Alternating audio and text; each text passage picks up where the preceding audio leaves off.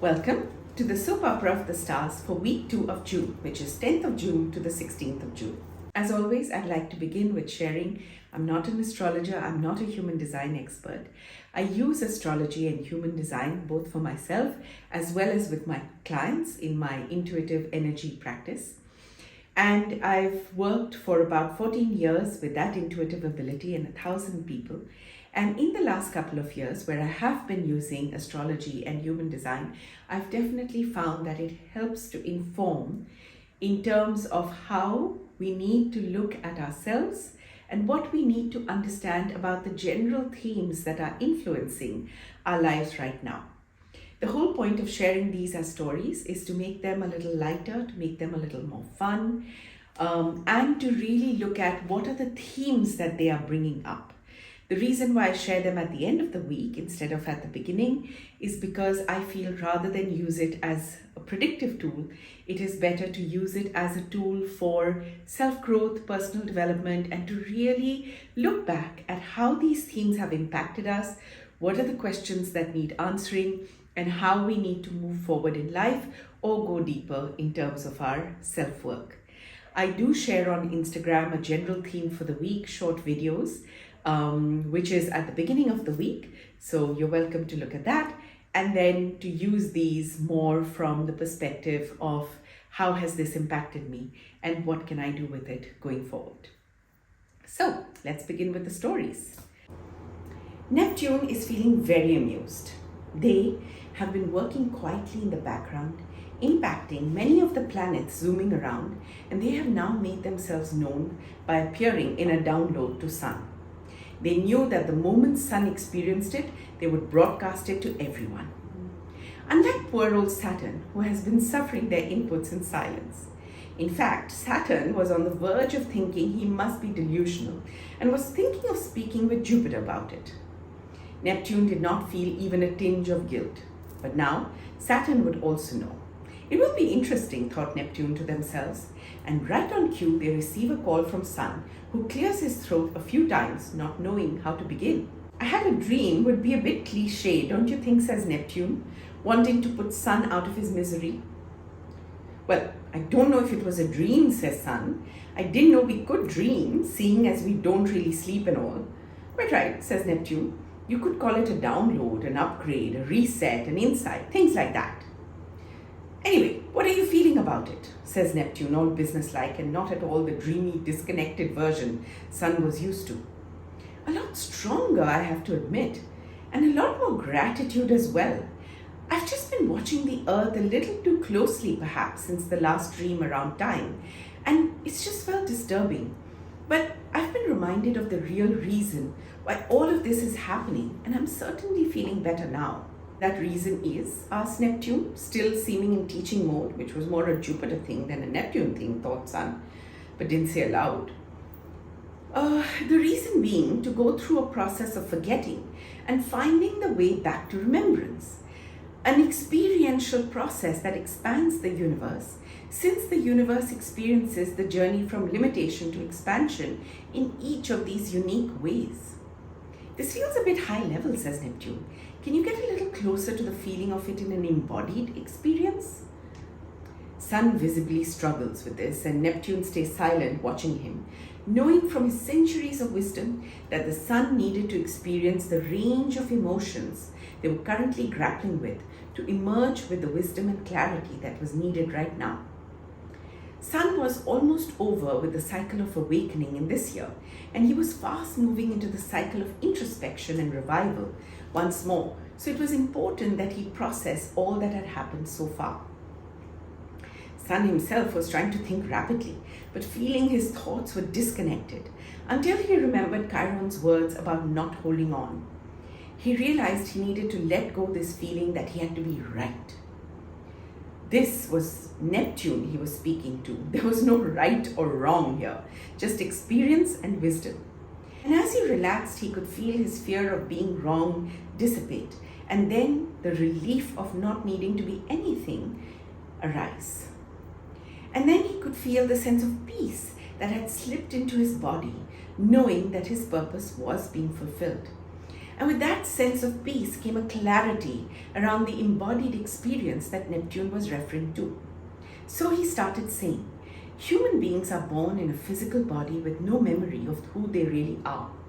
The physical body feels limited, and so they feel like this is all there is in this cage, and that they must protect themselves in it at all costs, making them even greater prisoners.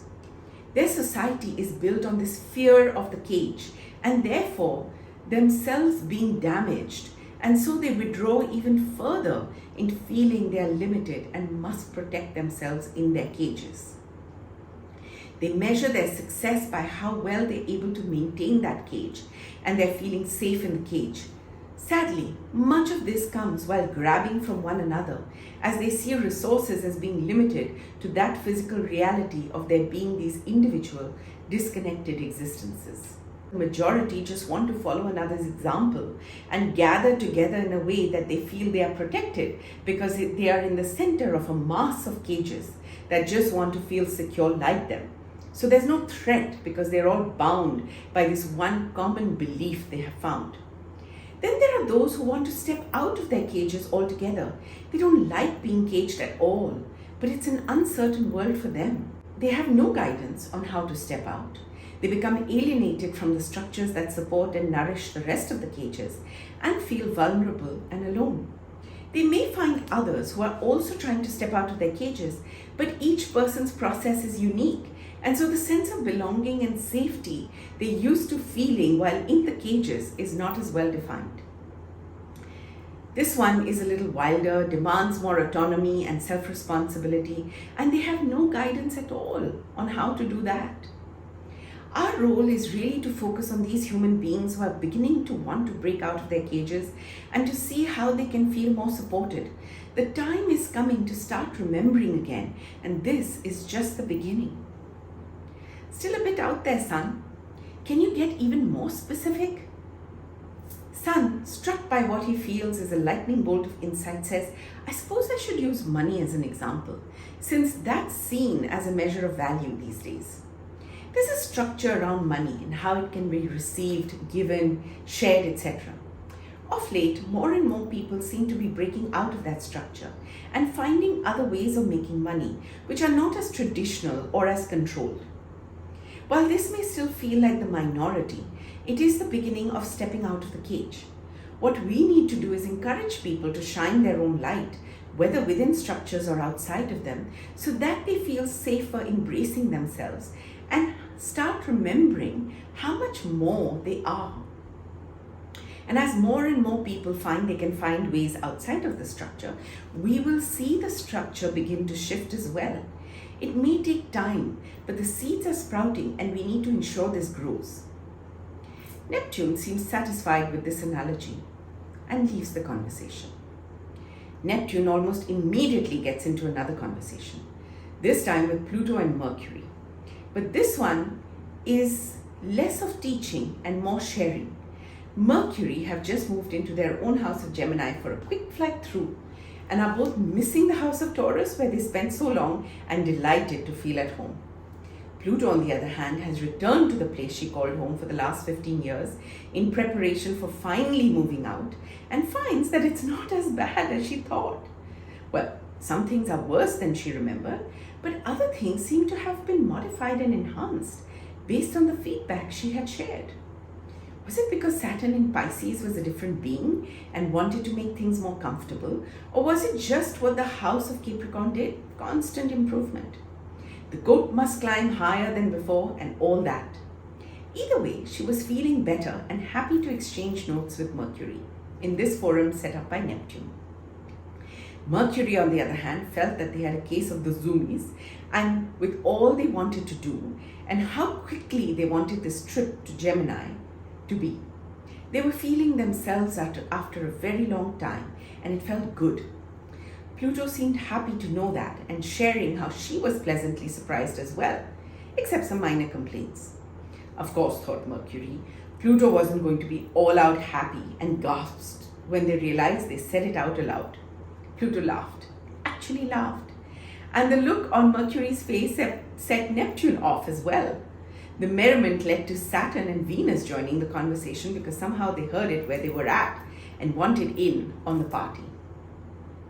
As Pluto and Neptune wiped the tears out of their eyes, Saturn expressed how delighted he was that they were all getting along so well together and welcomed Pluto back to his abode.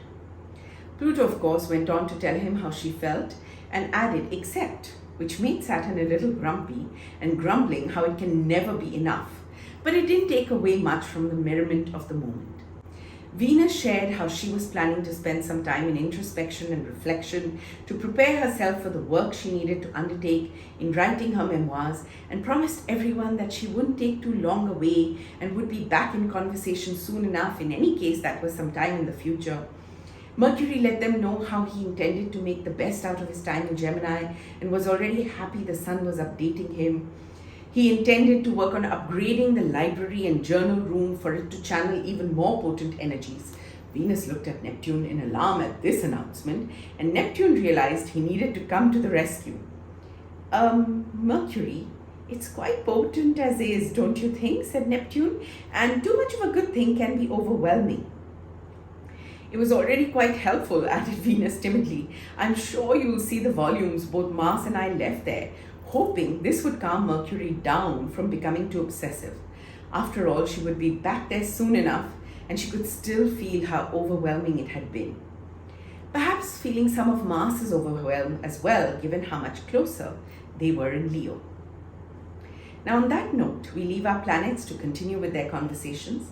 They seem to be saying change is afoot in the way we look at money, generate it, its availability, and even the meaning we give to it. AI, for example, is replacing a lot of the creative skills we spent decades honing. So what's next for those of us who depended on our creativity?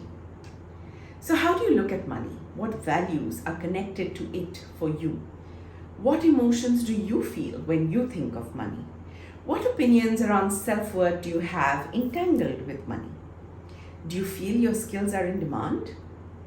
Are you worried about whether or not you can keep up with this new wave of change in how we do things?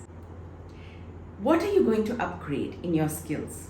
Do you love what you do? Do you feel valued for what you do? Do you feel what you do contributes to the collective? All questions that are coming up right now and will continue to make their presence felt. Now, if any of this resonates with you, please let me know in the comments.